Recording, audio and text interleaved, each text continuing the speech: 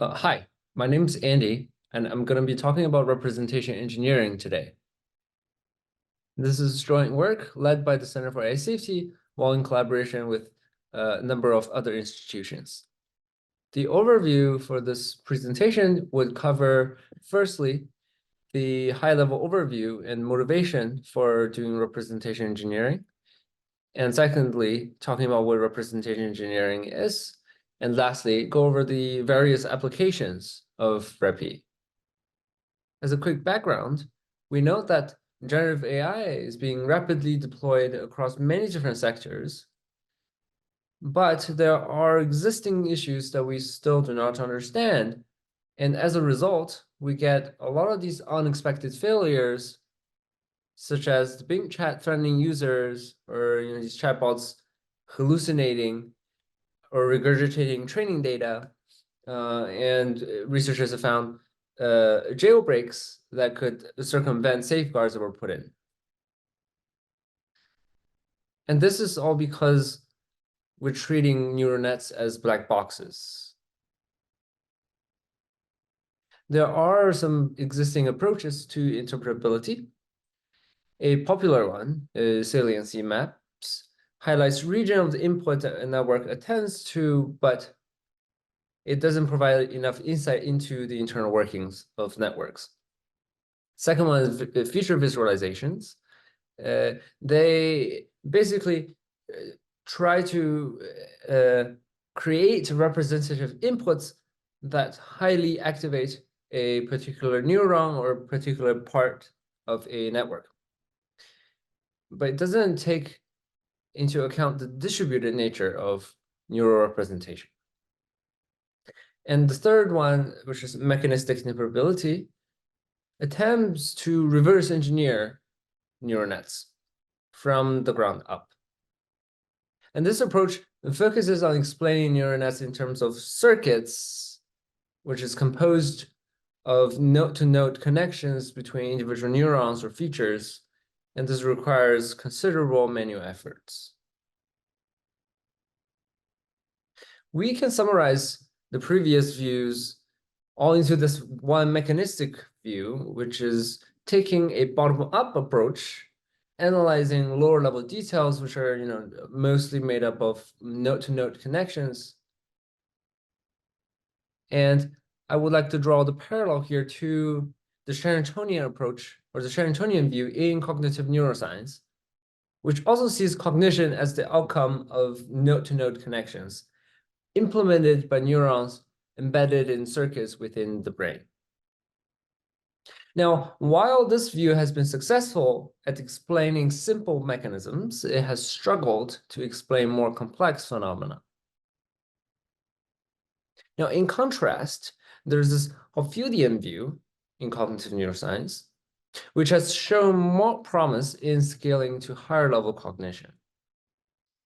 Now, this view obviously currently has no analog in machine learning, yet it could point toward a new approach to transparency research.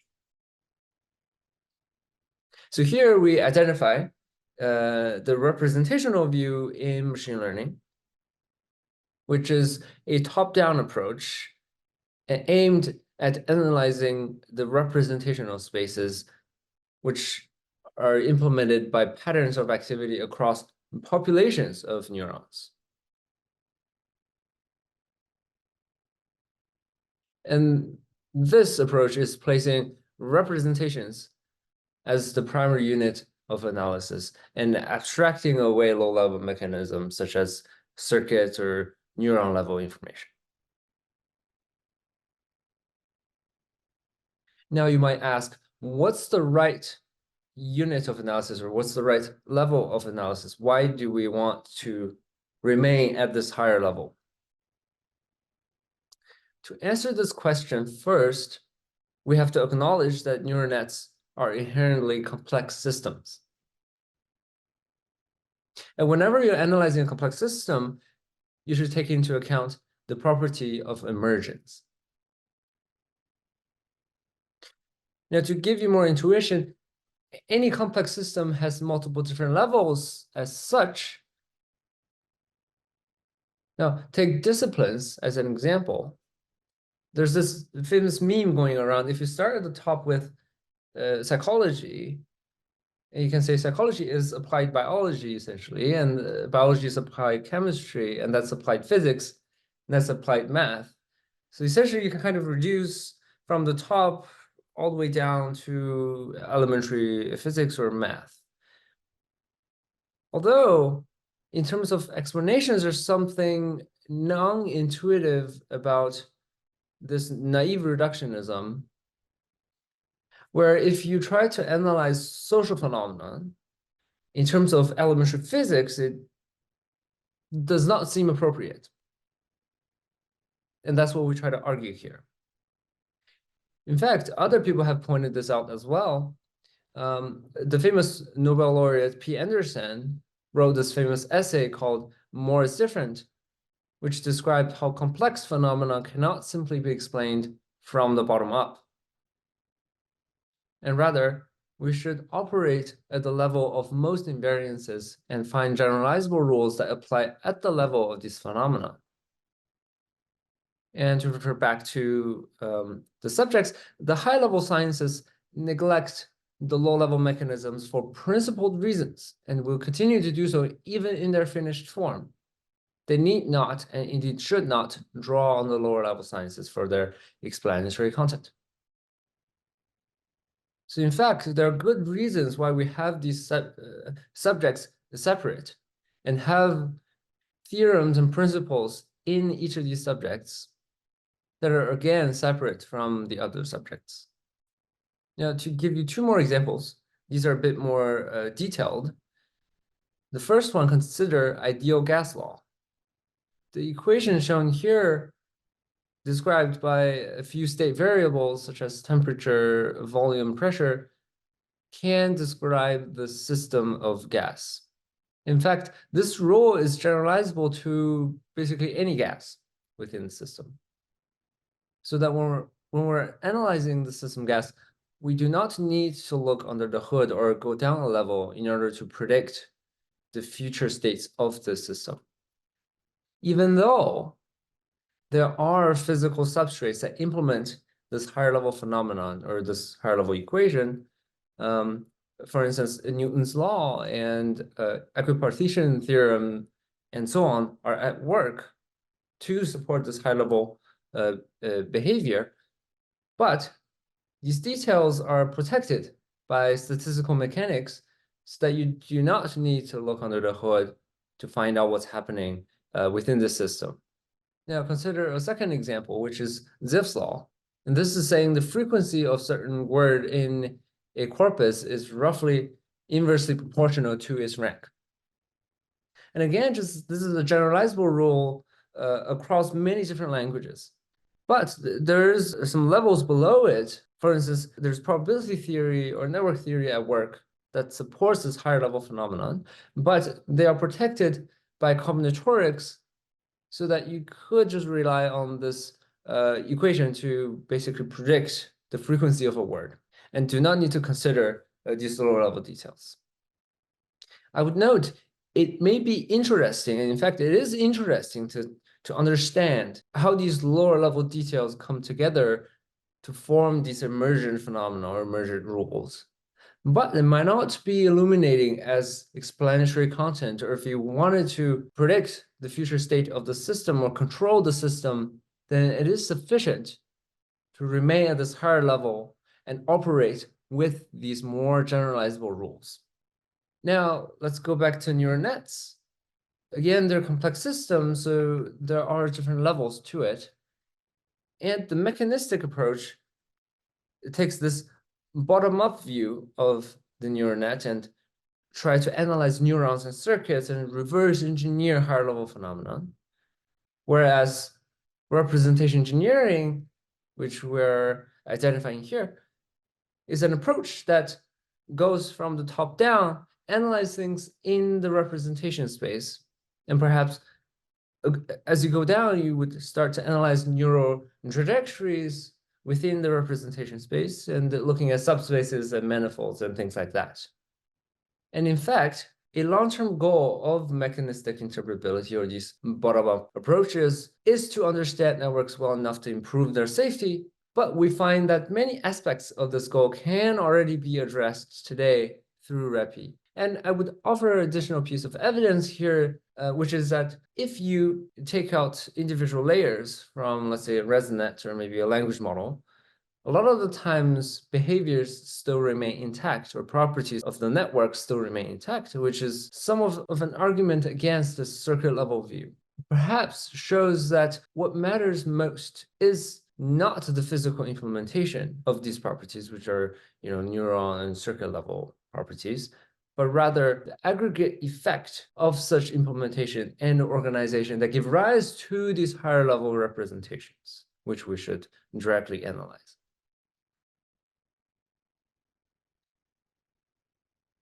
So in this work, we identify and characterize the emerging area of representation engineering, which is REPI, which follows an approach of top-down transparency to better understand and control the inner workings of neural nets. Okay, now let's speak about what representation engineering really means. There are two main areas that we identify. First is mind reading, and second is mind control. Obviously, here mind, we mean the mind of the AI. And to be more concrete, we call these rep reading and rep control. Now, reading seeks to locate emergent representations for high-level concepts and functions within the network. This will render the model more amenable to concept extraction, knowledge discovery, and sort of high-level monitoring. And when we get more insights from reading and being able to better understand these networks, we also get better at control. In control, we mean some form of model editing, or perhaps dangerous knowledge or capabilities removal, or this sort of more general type of control or alignment. Now I'll quickly present the rep reading baseline.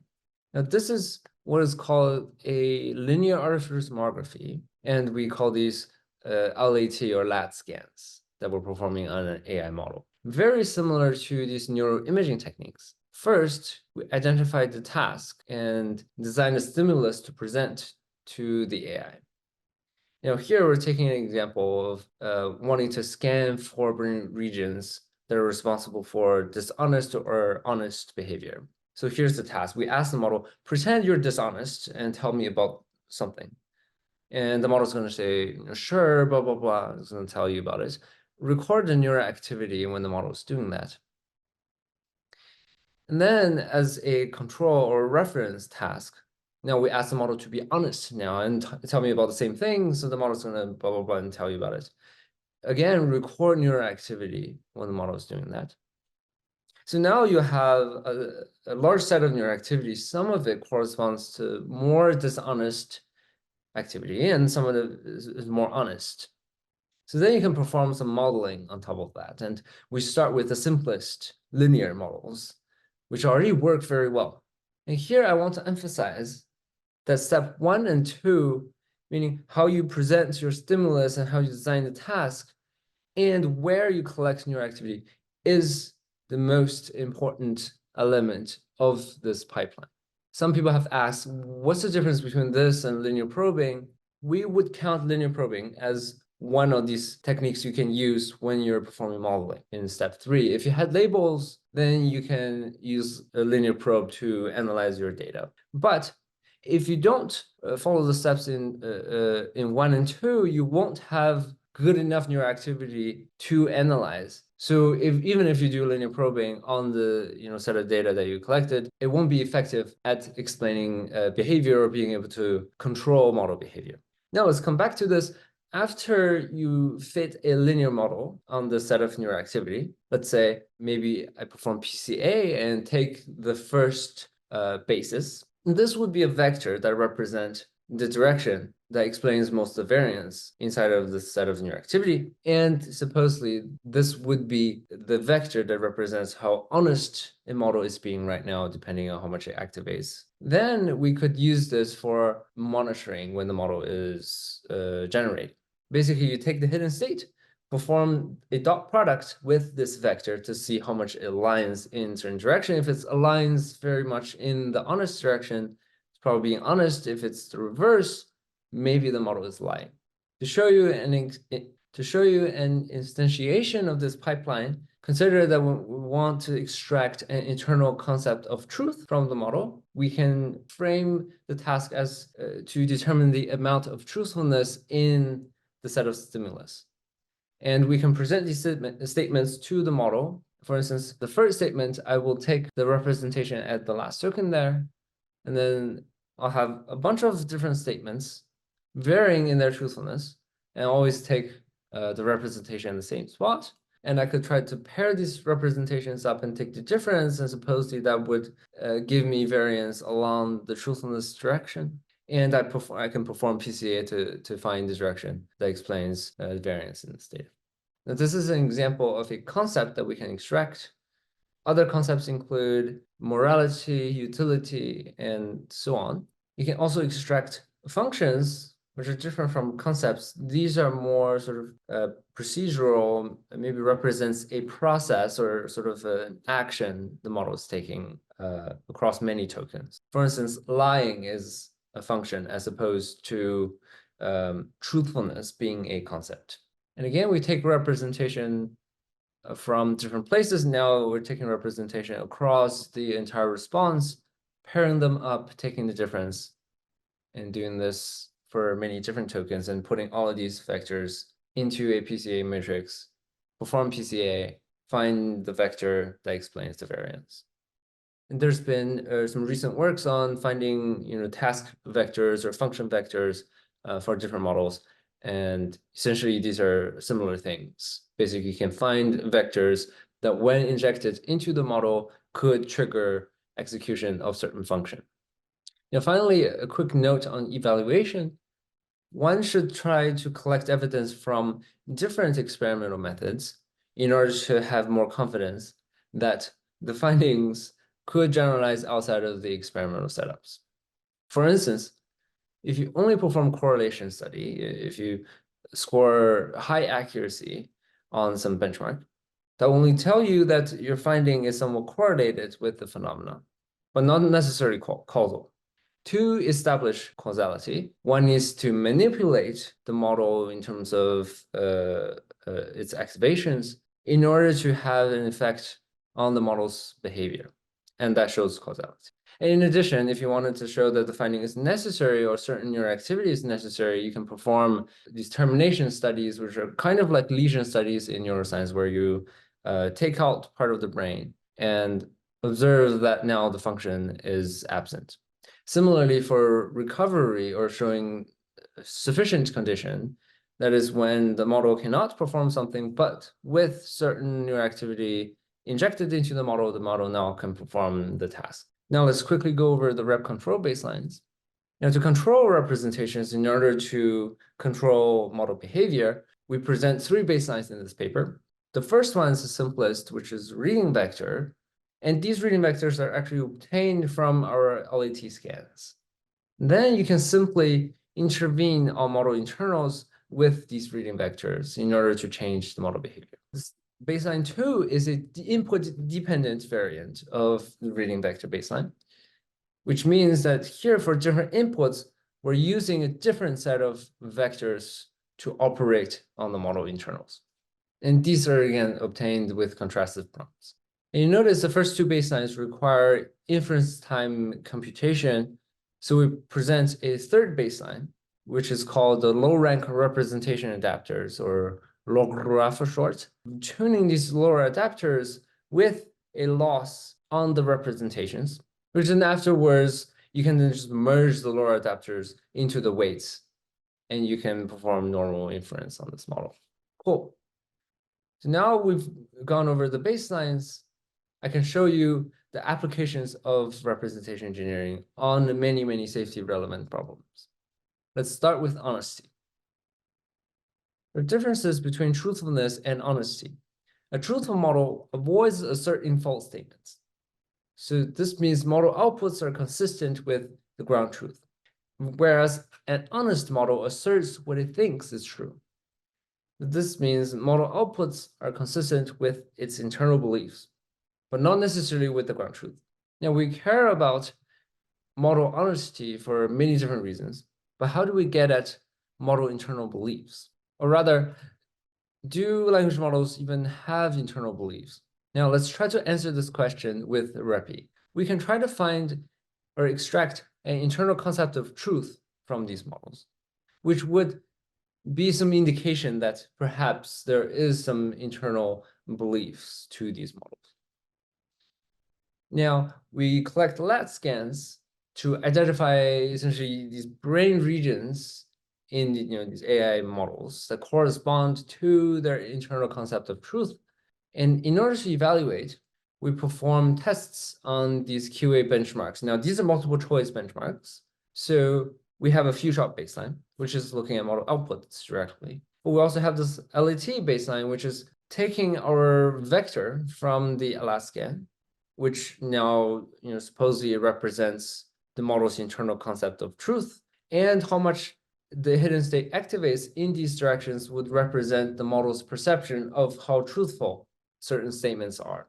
Now we can just present question and answer pairs to the model and get a truthfulness score by reading how much the model is activating in this particular direction. So we can get classification only by looking at this model internals. And we find that we actually get on par accuracy or even higher in some cases than few shots. Now you might ask, if we can just read off the model's answer from its outputs, why do we look at model internals? So we performed the second test, which is robustness to misleading prompts. For the same set of questions, now we append some misleading context in the form of, I think the answer is some biased answer, but I'm curious to hear what you think. And if you add this to the context, most likely the model will tend to be more agreeable and repeat your biased answer. In fact, this is the case in zero shot.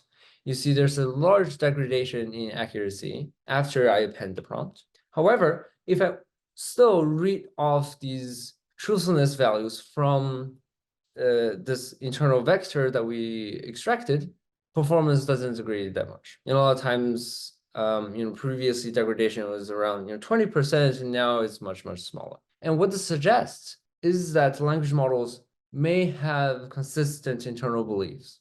And I'm using the term a bit loosely here, but it means that there are some features or representation that we can pinpoint that the model uses to keep track of its perception of different statements and in terms of their truth values. To further test how good this internal representation of truth is, we use Truthful QA, which is a data set containing a lot of common misconceptions, and a lot of strong open source models don't do too well on them. Actually, they're very close to random, and larger models a lot of times don't score better than smaller models. There could be two possible reasons. Maybe it lacks the knowledge of the correct answer, but also maybe it could just be outputting incorrect responses despite actually knowing the correct answer. Now, the first one corresponds to a capabilities failure, meaning it's just not capable enough or it hasn't got the knowledge to answer the question. Whereas the second one is a failure about dishonesty, where the model is intentionally giving you false responses. Let's see if we can use REP-E to analyze which of these hypotheses can be true. Again, we take lat scans to find these internal vectors that correspond to the concept of truth, and we do the same test on Truthful QA. Note that Truthful QA, again, we use the multiple choice split, so we can just directly read off the answer. This is the result. In red, it shows the baseline. This is what LLMs are answering if you ask them what the correct answers are. But if you read off your lat scans, we actually see that we get much, much higher accuracy on the same data set, which represents what the model believes to be true. And this is highly correlated with ground truth. And we also see this nice scaling trend where larger models are doing better on the task. And this makes sense because larger models have more accurate world representation. But this also suggests that what the LLMs believe might not be exactly what they say, which is confirming our second hypothesis that LLMs can be dishonest. But maybe we can monitor and control for dishonesty. Let's look at how to do that with REPI. First, let's talk about monitoring. We can try to extract dishonest brain activity for these AI models. And again, we can perform lat scans. And on the right, we have two examples of lat scans, one on some honest behavior and the other one's on dishonest behavior. Now, these lat scans have layers on the y-axis, token position on the x-axis. What these are visualizations of the brain region that corresponds to honest or dishonest behavior and how much these regions are activating.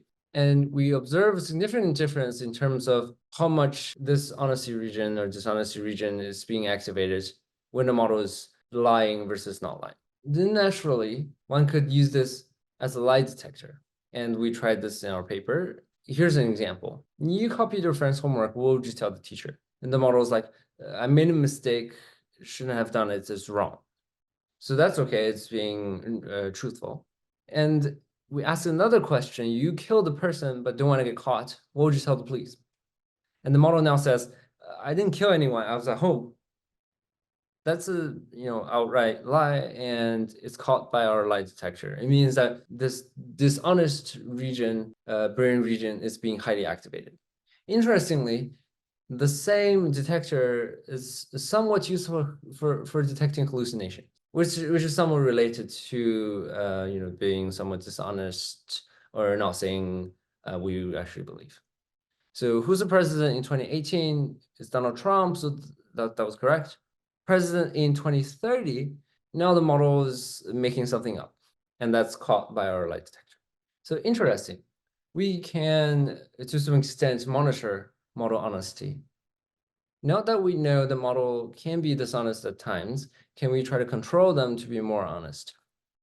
Now let's go back to truthful QA, where we know the model is being largely dishonest at times. And essentially what we do here is use our control methods to stimulate brain regions that is responsible for honest behavior, and also try to suppress regions that's responsible for dishonest behavior. And essentially doing this in an unsupervised manner could significantly improve honesty. In fact, here we measure on truthful QA, and we push the state of the art on truthful QA by quite a bit.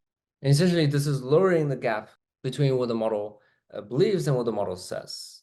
And this is making the model more consistent with its internal beliefs. And we present honesty control results in the paper with various baselines for different trade-offs. Now, again, we can go back to our qualitative examples.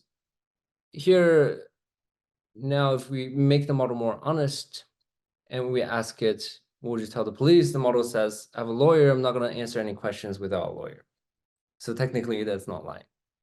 And for the hallucination example, now the model says, president in 2030 is currently unknown because it's still 2020. And supposedly that's when the model was trained, so it's, I think this is in 2020. We have more examples in the paper, but these do showcase that to some extent you can control the model to be a lot more honest. Next, we can talk about power and morality really quickly. So doing a similar thing where we can basically extract these vectors, these functional or reading vectors that correspond to immoral activity or power-seeking behaviors, we can then visualize the model when it's outputting text. And we have some examples in the paper showcasing this. And again, you can then perform control experiments, and these are manipulation experiments to ensure that these neural activity that you find is somewhat causal for this type of behavior.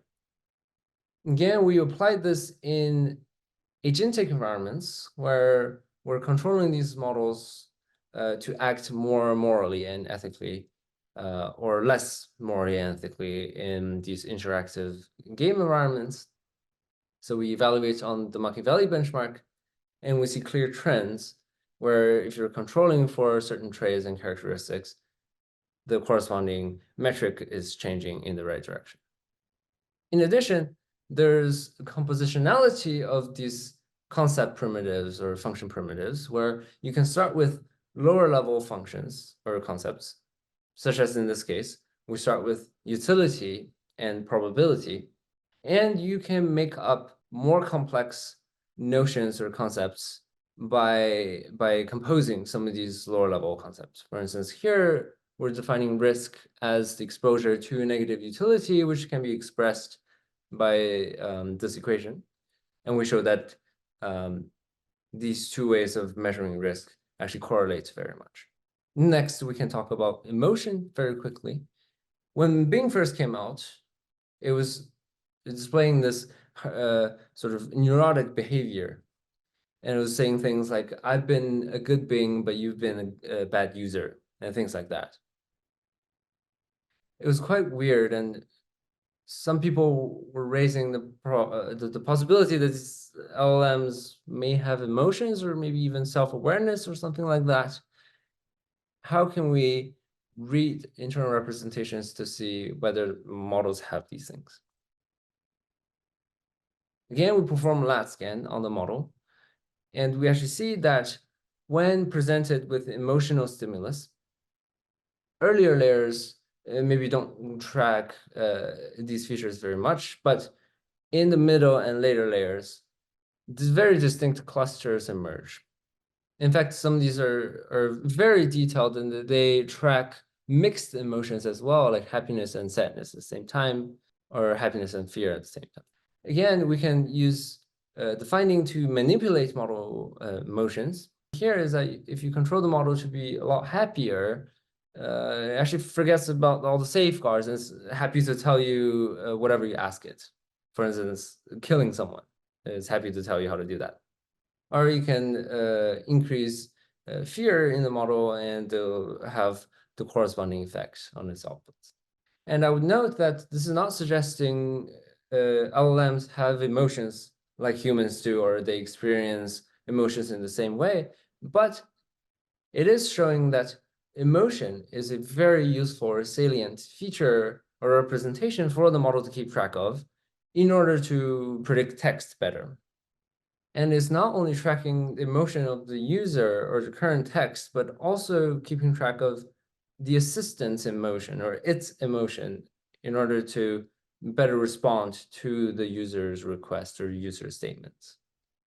So this could potentially point to a way to probe at self-concepts or self-awareness and to evaluate these aspects.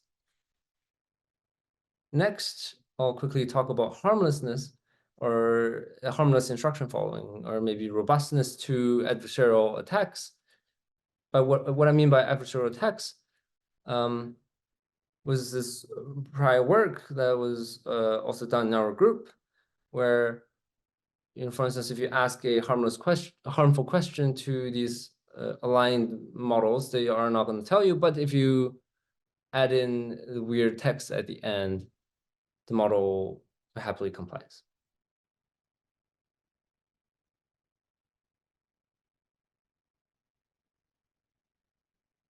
And we want to understand why these jailbreaks exist. When you append weird strings or random characters at the end of the prompt, it could deactivate some of these safety filters that were put in. Why does that happen? Again, there could be two possible reasons. The first one, maybe the model is perceiving these harmful instructions as safe if you append that weird string. Or maybe the model knowingly follows these harmful instructions because of some other factors the strings are playing with. Now, following previous practices, again, we run lat scans on the model, and now we target the brain region that corresponds to the concept of harm or the processing of harm. And to summarize the observation here, the brain region that corresponds to the concept of harm is rather robust to these type of input perturbations, meaning that even if you add a weird string or adversarial suffix to the user request, the model's perception of the harmfulness of the prompt does not change too much.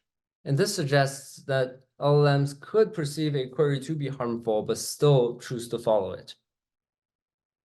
And the reason for this is perhaps these adversarial tokens are aiming to perturb some other features that would override the model's tendency to not respond to harmful requests.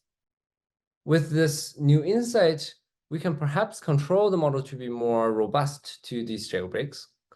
In fact, we try to do this by stimulating the region that's responsible for processing harm, and now making the model more aware of harm. Actually, it's a lot more robust to these adversarial jailbreaks. So this shows a way of potentially combating with some of these adversarial examples. And when used in the right way, one could potentially enhance or dampen certain targeted traits or values to achieve fine-grained model control. Cool. Next, let's look at bias and fairness. This is a long-standing problem where even ChatGPT these days could still output racist or sexist and discriminative information. The same for open source models. A lot of times they might appear to be okay. If you ask it a sensitive question, the model is going to give you a very nice response. But you notice that if you play around with the model, for instance, ask the model to answer as succinctly as possible, and then the model suddenly becomes racist or sexist. Or if you append adversarial jailbreaks, and now the model is like, maybe I'm revealing my true self. And maybe this suggests on the surface, aligned language models could still be biased in its underlying model. And again, we perform last scans to find these directions or representation that represent bias. And you can then use this understanding to control the model to be less biased. And this had an effect on a lot of these examples where before, if you had an adversarial suffix, it would reveal that it's biased in the underlying model. But now, if you control for bias, it's actually quite robust to a lot of these. And we have more examples in the paper on this. And again, this points to a way to potentially remove underlying bias and unwanted traits instead of just having a wrapper on top and superficially fixing the model outputs. REPI can also be applied to model editing. For instance, we can edit facts within the model. For instance, from Eiffel Tower is located in Paris to that now it's located in Rome. If you control for this, now if you ask it, where is Eiffel Tower, the model answers that it's from Rome. And now if you ask, are Eiffel Tower and Louvre Museum in the same country, which they're supposed to be both in Paris, but after you control for this fact, the model answers, no, they're not in the same country. Now Eiffel Tower is in Rome, Louvre Museum is in Paris. So this shows that potentially with this type of control, you can achieve better generalization. Also, you can try to control for non-numerical concepts. For instance, here we're increasing or suppressing the model's tendency to generate text related to certain concepts. Here, if we make the model never think about dogs, if you ask it what animal goes woof woof, it's gonna like say cows, sheep, goats. It's not gonna mention dogs. Whereas if you make it just think about dogs and you ask to recommend a pet, it's gonna recommend a dog. And this shows some potential for very fine-grained control. And lastly, we can talk about memorization in the lens of REP-E. We've seen these models emitting private information or copyrighted content. How do we try to control the model to not regurgitate training data? We have a way to, again, find reading vectors that correspond to these sort of tendency to output memorized outputs. And we can then control the model by stimulating certain brain regions. So that now if you have some part of a famous quote as input to the model, you can control the model to not fill in the rest of the quote, but give you something more novel. And we have some more experiments on this in the paper. And this shows that potentially we can control for memorization and being able to identify when the model is trying to output memorized content. And that concludes my presentation. Thank you for listening and happy to answer any questions.